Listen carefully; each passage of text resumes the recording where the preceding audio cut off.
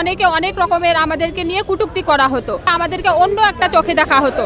আমরা করুণা চাচ্ছি না, আমরা আমাদের পাওনা চাচ্ছি, আমাদের পাওনাটা যেন বুঝিয়ে দেওয়া হয়। ওই দিন পিলখানায় কোনো বিদ্রোহ হয় নাই, হয়েছে হত্যাকাণ্ড। কেন আমাদেরকে বিদ্রোহ আইনে সাজা দেওয়া হয়েছে? বিদ্রোহের তকমা বাদ দিয়ে আমাদেরকে চাকরিতে পুনর্বহাল করবেন, এই আমাদের দাবি এবং এই জন্য আমাদের এখানে অবস্থান। আমাদের আজকে মূলত দাবি এক দফা। আমার বাবা একজন সাবেক বিডিআর সদস্য ছিলেন। আমি তার ন্যায্য পাওনা দিই যে সে 26 বছর চাকরি করছে, সে 26 বছর চাকরি করাতে যে তার একটা সরকারি ফান্ড থেকে যে পেনশন এবং ন্যায্য দাবিগুলো তার আমি এখানে আশাবাদী। এবং আমাদের সর্বোচ্চ কথা যে আমার বাবা কোনো বিদ্রোহী ছিল না, আমরা এই বিদ্রোহী ত্যাগ মোছাতে এখানে এসেছি। এবং আমি চাইবো যে আমরা যে পদে পদে এই 9 সালের পর থেকে পদে পদে আমরা স্কুলে ভর্তি হতে গেলে বা কোথাও যদি আমরা বলি যে আমার বাবা বিডিআর সদস্য ছিলেন, তাহলে আমাদেরকে অন্য একটা চোখে দেখা হতো এবং বলতে মানে বিদ্রোহী দেখিয়ে অনেকে অনেক রকমের আমাদেরকে নিয়ে কটূক্তি করা হতো। আমরা চাই যে আমাদের সম্মানটা যেন আমাদেরকে ফিরিয়ে দেয়। আমরা যে বিদ্রোহী নই, আমার বাবারা যে বিদ্রোহী নয়, তারা যে দেশপ্রেমিক ছিল, এর পরিচয় আদৌ আপনাদের 5ই আগস্টের পর থেকে আমরা অনেকভাবে দিয়েছি। আমরা চাইলে অনেক মানে বিশৃঙ্খলা সৃষ্টি করতে পারতাম, কিন্তু আমরা করি নাই। আমরা প্রধান উপদেষ্টা এবং স্বরাষ্ট্র উপদেষ্টা সকলের কাছে আমরা আমাদের দাবি জানিয়েছি, কিন্তু তাদের পক্ষ থেকে কোনো আমরা ফিডব্যাক পাইনি। আশ্বাস দেওয়া হয়েছিল তদন্ত কমিশন থেকে 15 তারিখে, চলতি রমজান মাসে 15 তারিখে তারা আমাদেরকে কিছু একটা ফিডব্যাক দিবে, সেটাও আমরা পাইনি। এখন আবার বাড়িয়ে মানে কালক্ষেপণ করতেই আছে আমাদেরকে নিয়ে পুরো খেলা।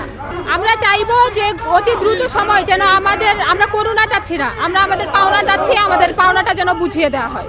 আমরা সেনা কর্মকর্তাদের বিরুদ্ধে বিদ্রোহ করছি, কিন্তু কিভাবে এটা সম্ভব?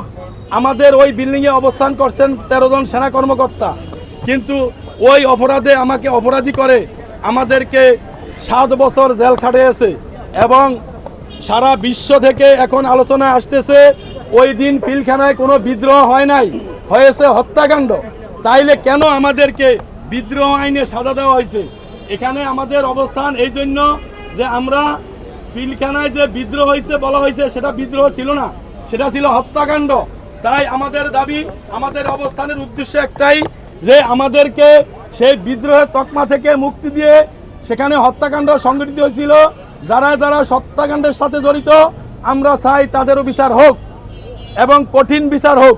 কিন্তু আমরা যারা আমাদেরকে বিদ্রোহের তকমা দিয়ে আমাদেরকে সাজা দিয়ে চাকরি বঞ্চিত করছে এবং বিডিআরের সমস্ত সুযোগ সুবিধা থেকে বঞ্চিত করছে, আমরা দীর্ঘদিন চাকরি করছি, আমাদের যৌবনকাল চাকরিতে আমরা কাটিয়ে দিছি, আজ বৃদ্ধ বয়সে আমরা ধুকে ধুকে মরতেছি।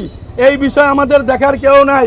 বর্তমানে বৈষম্য বিরোধী সরকার, আমি মনে করি সবার কাছে বৈষম্য দূর করার জন্য আমাদের উপরে যে বৈষম্যমূলকভাবে বিদ্রোহের তকমা দিয়ে আমাদের সাজা দেওয়া হয়েছিল, সেই সাজা থেকে আমাদেরকে মুক্তি দিয়ে আমাদের চাকরিতে পুনর্বহাল এবং আমাদের ক্ষতিপূরণ দিয়ে আমাদের মাননীয় ডিজি মহোদয় আমাদের কাছে এসে আমাদেরকে আমাদেরকে আশ্বস্ত করবেন যে আমাদের সেই বিদ্রোহের তকমা বাদ দিয়ে আমাদেরকে চাকরিতে পুনর্বহাল করবেন, এই আমাদের দাবি এবং এই জন্য আমাদের এখানে অবস্থান।